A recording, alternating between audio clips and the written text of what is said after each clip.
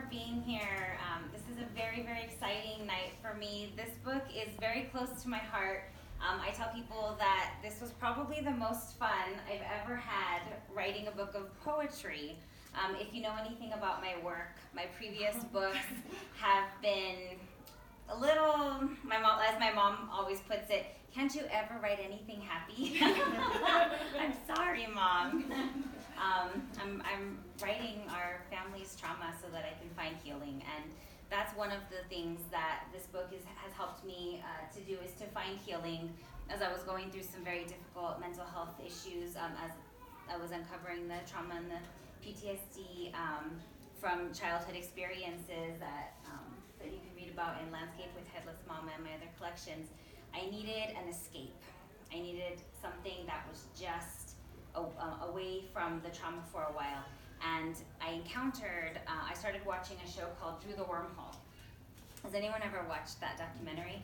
It's a fun show narrated by Morgan Freeman, and it just takes all of these concepts from quantum physics, from theoretical physics, and it explores them, gives analogies which I found very poetic, comparing things in the physical world to known things. And I thought, wow, this is just like poetry. These scientists are poets. And that's when it kind of started, the connection started forming for me. And I started looking up Einstein's life, and then that led me to Liesl, who was his lost daughter. I never knew that he had this daughter with Maleva Merrick, his previous wife, his first wife, who actually didn't know anything about her either. She helped him formulate some of his scientific theories and then got no credit. So here's this lost wife and this lost daughter, and I thought, let me explore her life a little bit. And this whole fairy tale started to emerge, and then I was able eventually to write about some of the trauma as well, using this kind of just story that emerged for me. It felt like out of nowhere, which is kind of how all art comes about. There's nothing there, and then art is there. So let me start with a poem that kind of gives you an idea of how this emerged. So this one's called In the Desert Multiverse, Einstein's Single Mama. In one brightly lit desert, I rebirthed Albert and affectionately called him Birdie. I taught him to dance cumbias, but never to catch butterflies on their way to Mexico, neither for beauty nor study. He never learned the violin and always combed his hair. Like me, he never had a father who brought home compasses or clock parts, and we couldn't let him wander the barrio alone. A child should know at least one main dish, so I taught him to cook arroz con pollo, to pluck and scrub the dead bird with salt, to add one bay leaf into the boiling red water, to bite a wooden spoon to stop the tears of onions. I wanted him to find a cure for what ailed us. There was never a bomb he never accidentally helped create. The bomb went off. So you can see how Einstein just fell into my world, whether he wanted to or not. Okay, I have, here is a abecedarian. So it's hidden in there, the alphabet, so if you can hear it. Each line, A through Z. I hid some form poems in here for fun. Again, I just had a lot of fun with this book. Rosa follows Nieve into the Desert Circus. Again, my ghosted sister parades herself before sunset, glistening and sharp-toothed as cactus rungs crackling from the red rocks, dividing the landscape into just 3 rings.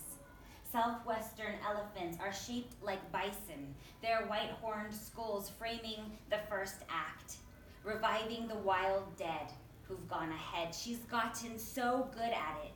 Nieve hair like snow, Nieve tight-roping white dunes of sand. I round up the afternoon's contestants, a vulture-picked jackalope we can tell was regal once, his crown of antlers still nodding his temples, a scorpion mouse or miniature lion. Night howl we're certain will return, the lunatic mama who left us to this madness. Our perpetual necropsy in this unenchanted land where we can only pretend. But oh, we've gotten so good at it. performing in the center ring 2 girls, quicksilver as the desert herself, where survival means running toward the nearest cave, where survival means imagination like water, means tracing ourselves in the petroglyphs, chiseling our stories under the ancients. In the final ring, where nightfall veins the big top with starlight, hope wears a gown of fire, turning fortune teller, she shows us X-rays sharp how this spectacle will end. Nieve yellows into morning. She melts back into dreams. Not zombie sister, no, the real and saving thing. Okay, so here's another one that imagines Liesl. Liesl runs away. Absolutely not, Mama said. You absolutely cannot dig up Einstein and bring him back to the circus. Ever since I was a girl, I've associated special relativity with special dark chocolate. I've been curious. I have a secret that sounds like pieces of silver earrings jangling against earlobes, or the highest tiny pinky key on the baby piano, better even if it's out of tune. Through the trees, the leaves rustle, but that's not what it sounds like. Not really. When I was a virgin, my turquoise aftertaste. I have a penchant for punching boys in the gut for fun, the way a vintage circus poster is fun. Before the lion escapes his pen and the ringmaster's bleeding, thick black blood center stage. I'm light years from recovery. Tailbone digging, science lab, sun crystallizing, test tubes flowering near eye washing stations, blistering visions that I'm still the school slut. Everyone said so. Only my mama wouldn't believe it, nor Einstein. I imagine he never sent Liesl to live on a farm with family. They say she was mentally slow and died of scarlet fever as a baby. But I believe she lived. Tonight, I'm leaving for the circus. Tonight, I'm dreaming myself a star. So you can see how the trauma crept in there.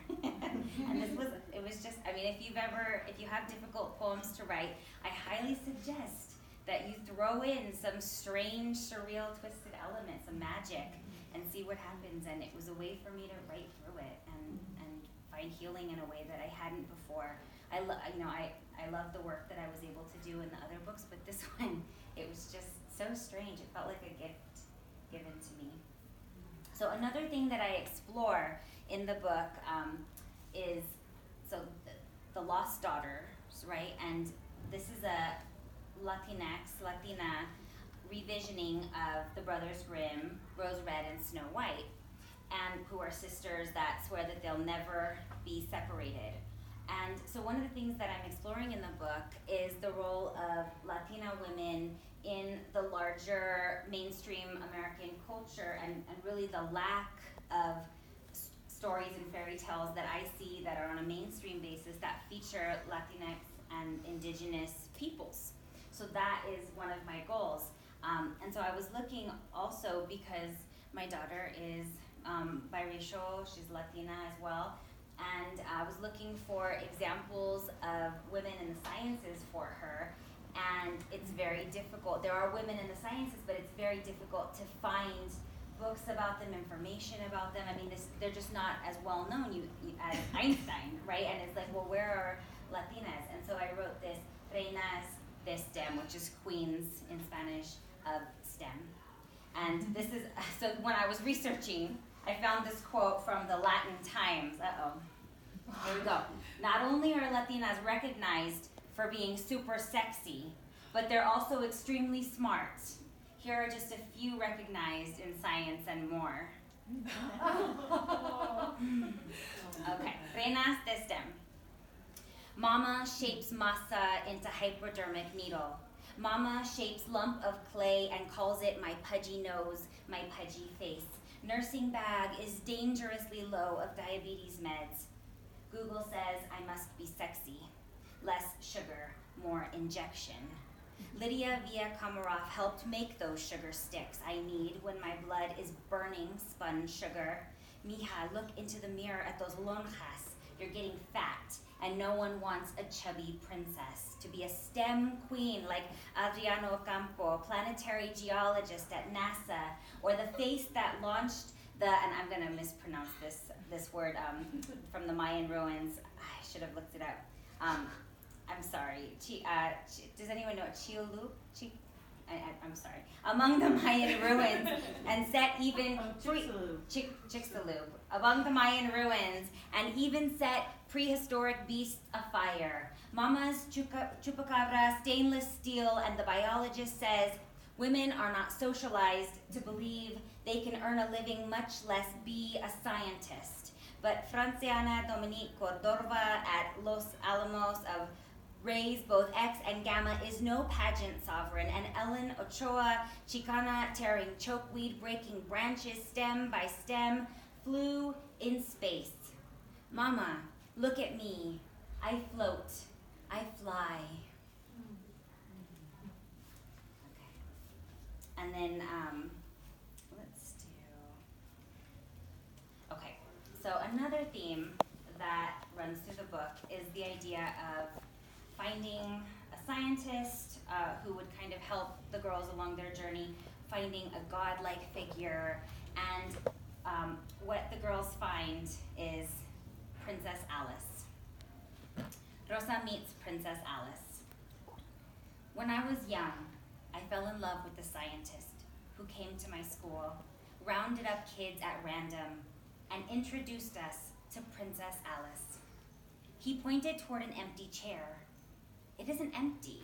She's really there. She would speak to those who believed. She came to love us, Princess Alice. We brought her boxes of chocolate orange peels and fat purple artichokes. The scientist asked questions, then watched how we'd respond. We didn't know he was recording from a camera in the corner.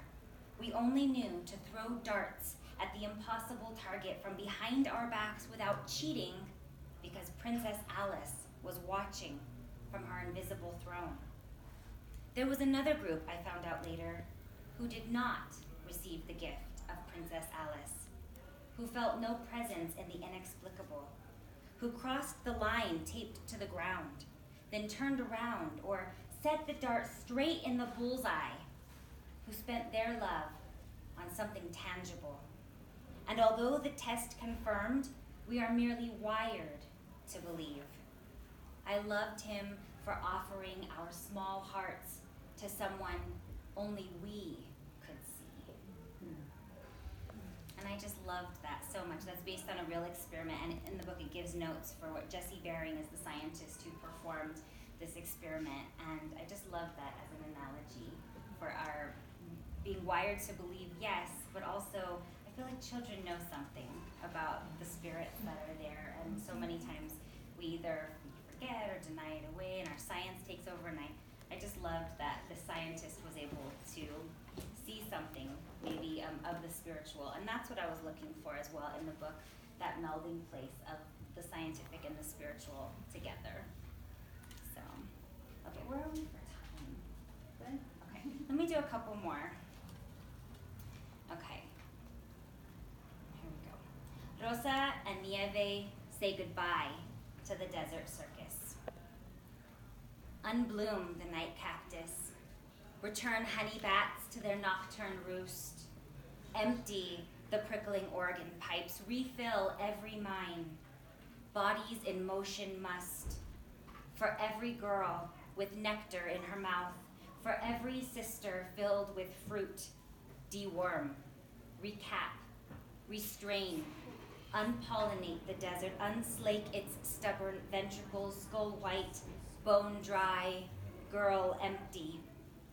Within the fever, we compose one elegant equation, one simple prayer. Recant the forward flow of time, unmouth the dirge, unchant goodbye, unbury the child, unbury the child. The backyard hasn't looked this safe in years.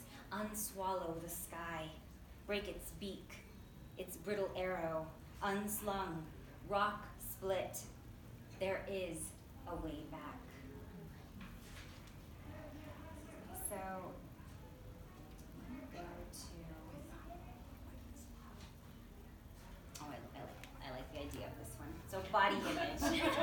You'll see why. I've been reading a lot of poems that tangentially have been about body image, so this one hits it head on.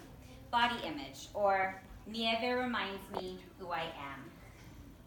If the earth were flat, you could spot a candle flickering from 30 miles away. When you blush, the lining of your stomach blushes too. You contain more atoms than stars in our galaxy. Thousands of years ago, you ran after prey until it died of exhaustion. You could run for that long.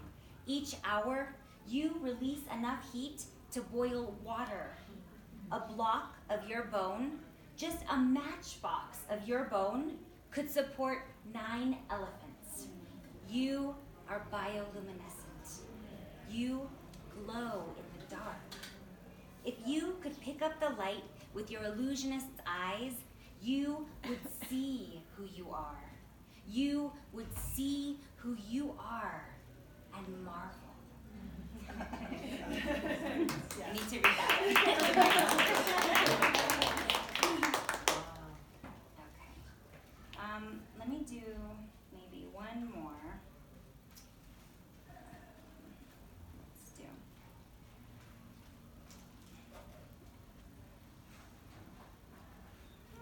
Maybe not. Maybe we'll do one. Should we do one more? Should we? Yeah. One more? Okay. Let's do one more. I should have done that one last. Okay. Book launch, live and learn. Okay. This is your own. Yeah, there we go.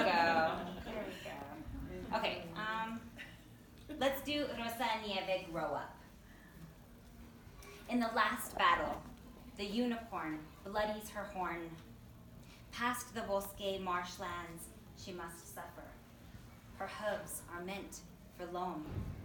Listen, nights bloom jasmine from the salt bones, our rib cages sprouting like burial plots. Her myth unburies us, how we flanked her with handprints reddest for love. She isn't girlhood breaking. She isn't imagination must fail. When we were children, something unbearable. In the last battle, we kept what belonged, what came into this world with us. We became a woman like this. The blood was mine. The blood was mine. The blood, Nieve rides back into memory. Thank you so much.